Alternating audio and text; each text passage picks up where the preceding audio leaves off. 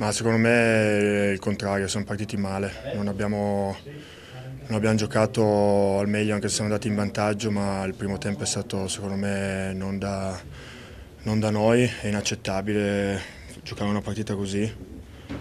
Poi sì, una reazione c'è stata nel secondo e terzo tempo, però non sufficiente per prendere 3 punti. Quali sono gli aspetti che hanno reso questa partita sottotono dal punto di vista del Bolzano? Quali sono gli aspetti che hanno reso la partita difficile?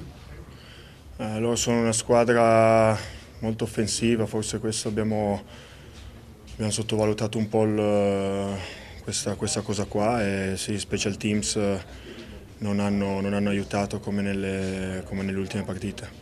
Ja, also wir haben nicht gut angefangen, haben ein bisschen besser in der zweiten Drittel gespielt, haben viel mehr Druck gemacht und das ist die Stärke von unserer Mannschaft. Wenn wir Schlittschuh laufen, wenn wir gut Vorcheck machen, das sind wir Spieler gewinnen. Bisschen vom Spiel weggekommen, aber passiert. Man kann Spiele verlieren. Wir haben schon gezeigt, dass wir von schweren Situationen rauskommen können und ich bin mir zuversichtlich, dass wir auf dem richtigen Weg sind. Yeah, well, we lost 1-0 on the specialty teams. I thought we had some good puck movement on the power play.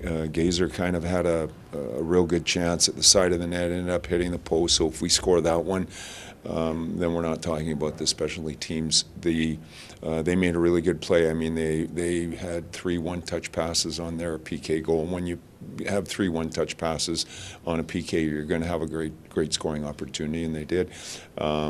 I think for us, we had a good start, and then we kind of had a lull and let them get the lead, and we should have been able to put the pedal to the metal there after it was 1-0 and try to work for the second, but we didn't. You have the chance in a couple of days against Vorarlberg to get the win again, to get some momentum on your side, energy.